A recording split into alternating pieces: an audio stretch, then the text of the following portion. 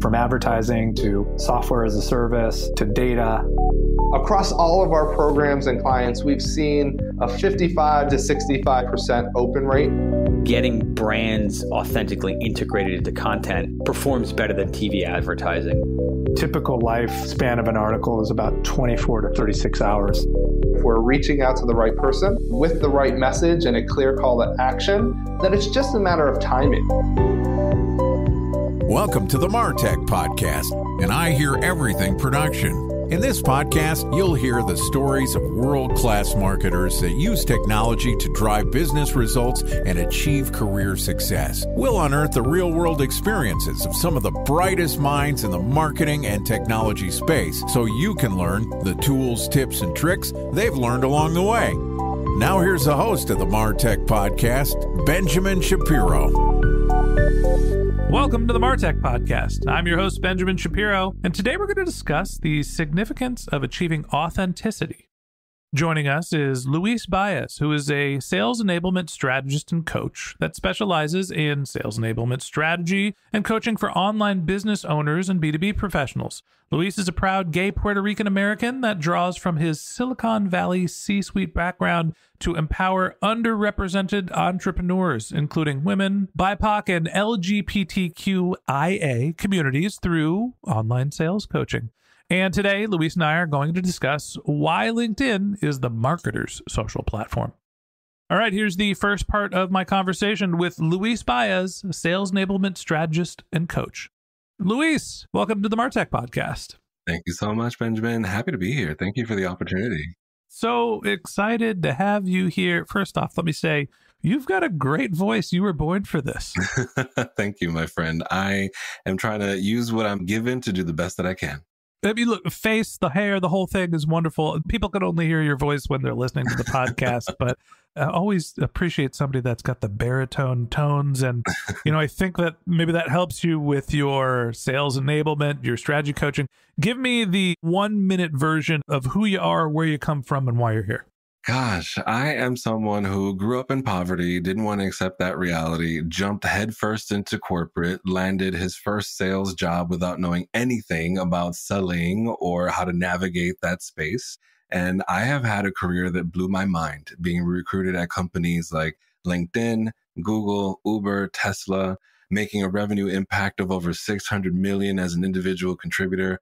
And now I lead efforts to train and coach teams to deliver excellent customer experiences for other people. All right. So not to gender stereotype, and I don't mean this in a way, because in your intro, it talks all about how you're helping underrepresented communities. And by all that means that is incredibly important. But I would call you a real dude. And women can be real dudes. Anybody could be real dudes. But like somebody that's actually been successful in large environments and is now passing that learning on. Good for you. Today, I want to talk to you a little bit about one of the social networking platforms that I've really focused on as a marketer. Mm-hmm. And we have a production company that helps brands build their podcasts. And so we're always trying to reach and meet other marketers, but everybody's kind of using social media for different reasons. I'm not trying to sell beauty products on Instagram. I'm trying to get marketers to realize that we can make a podcast for them. And I'm heavy on LinkedIn. So tell me why LinkedIn is the marketer's social platform. Gosh, if you want to think about oversaturation on other platforms and how difficult it is to get attention, I think as of the time of this recording, the last stat that I remember reading is something like only 3% of users on LinkedIn actually post content regularly or at all.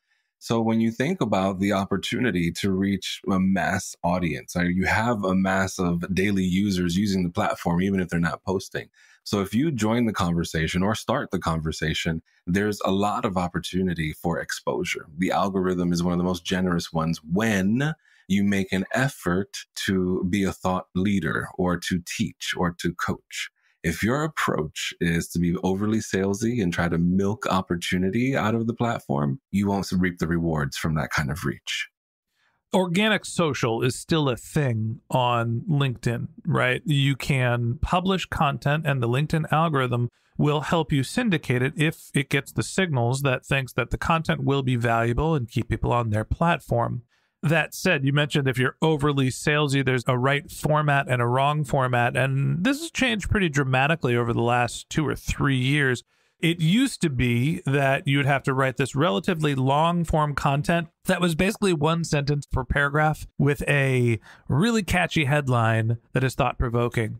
I was eating a sandwich today and I had a realization. There is no social. And then you go and do this long paragraph about whatever it is. Yes, there's all these platforms, but they're not actually connecting people. They're connecting accounts and blah, blah, blah. And I had this realization that you can contact me through clicking the link in the comments below.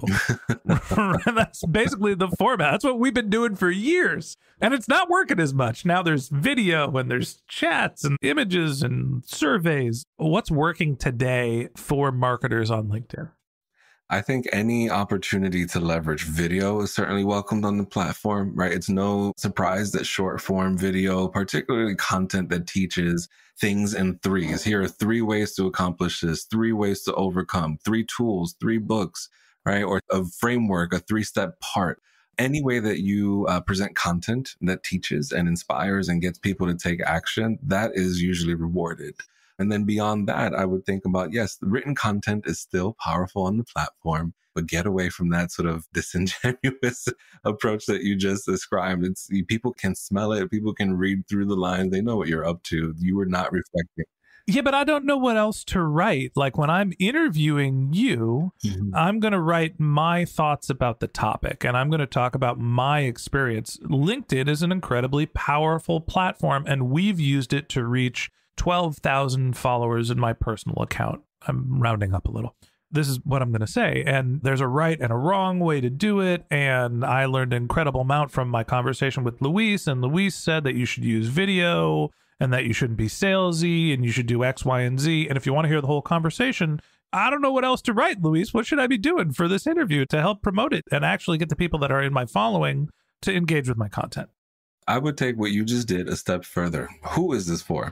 If you have these problems, this mindset, or if you're running this kind of business, or if you're stuck on these issues, this is what I gained from the conversation that I think would be valuable for you, right? I think that you have to think about drawing the connection to the people that you're serving, not just your reflections and things that you learned, but the reason you're sharing. You think it would be valuable because. And I think that would just be a way to take that a step further. Your approach is actually really in line with what you should be doing.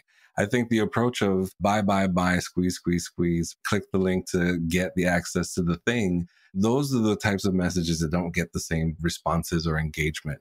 I think you have to create an experience on LinkedIn where people opt into the things that they want. They connect with your content. They find it to be valuable and relevant. It gives them an opportunity to then explore your profile or your company page. And then from there is where you can link out to any of the offers or any of the consultancies or any things that you offer, right?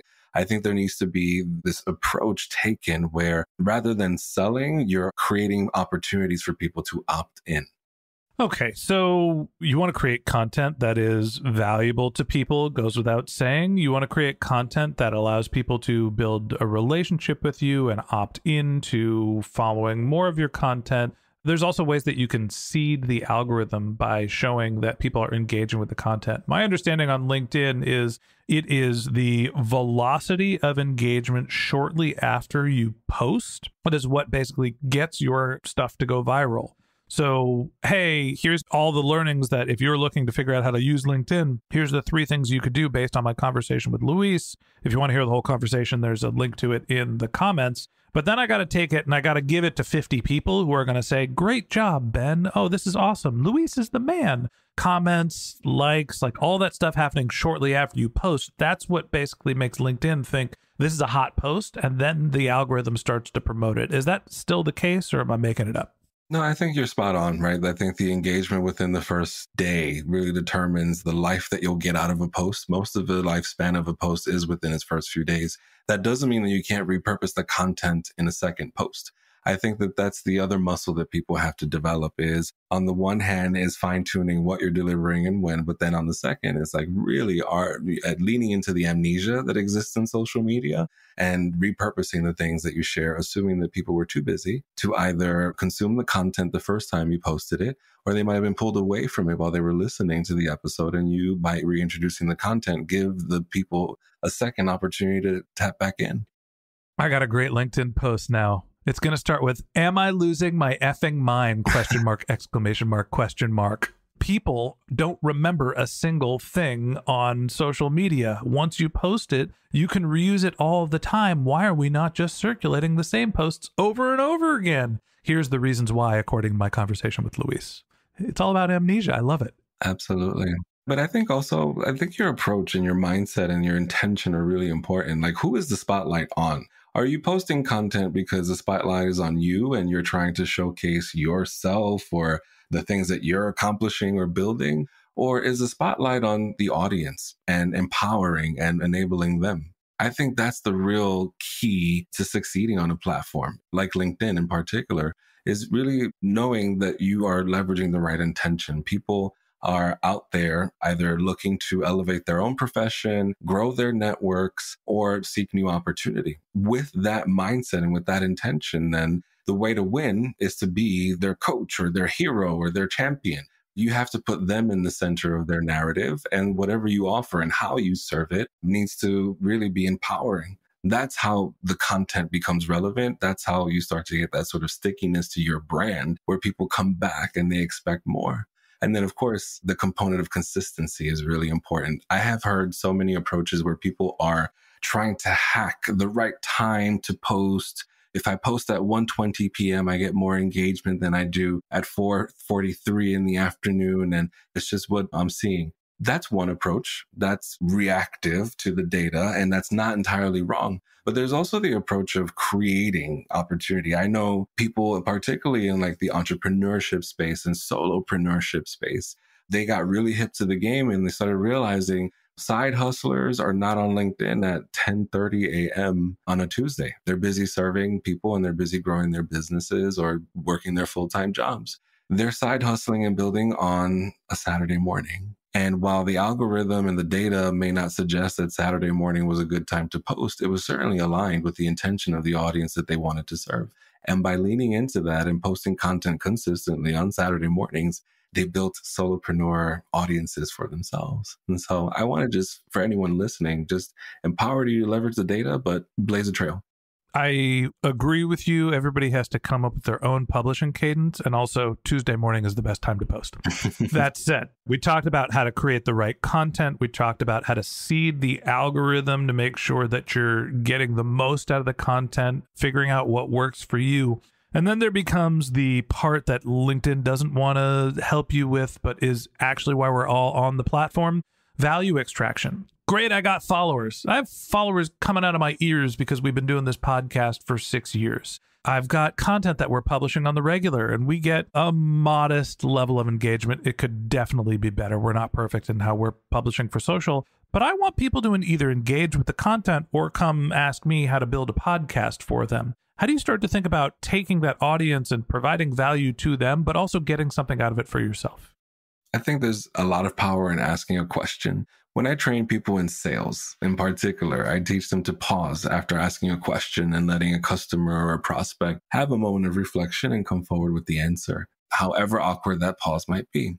So I want you to think about the opportunity, if you're focused on engagement, of getting people to respond to you by asking questions or asking them to take very specific action.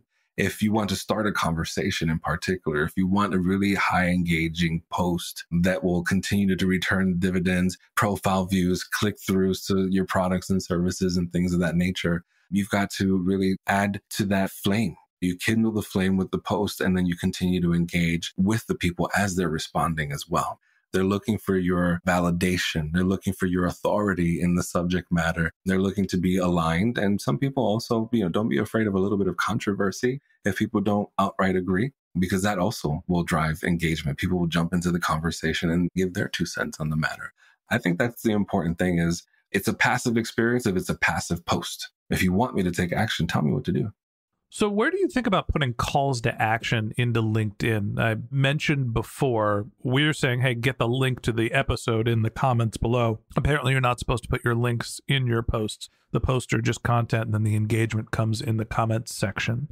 Are you putting calls to action as questions? Are you putting links to try to drive someone there? Are you putting them on your profile? If you want someone to take a very discrete action, not just start a conversation, where does that go for you?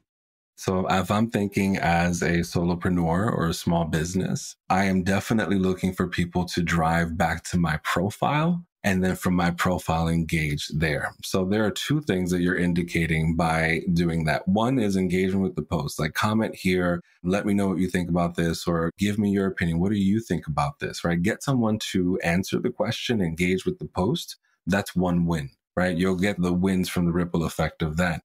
The second win is increasing your profile views. That's a signal to the algorithm that whatever you posted was really engaging. You're more of an authority in the matter. And then on that profile, making sure it's optimized to drive the traffic. So making sure that if you're an individual, you've got creator mode activated in your settings. You're dropping links into your carousel at the top of your profile. You're dropping links in your experiences in your profile. You're including calls to action in your summary on your profile, letting people know where to go to get what it is that you offer. And there's even a link right below your profile picture. So create that stickiness by driving people there. And then you can spare yourself from like accidentally dropping that link in a post.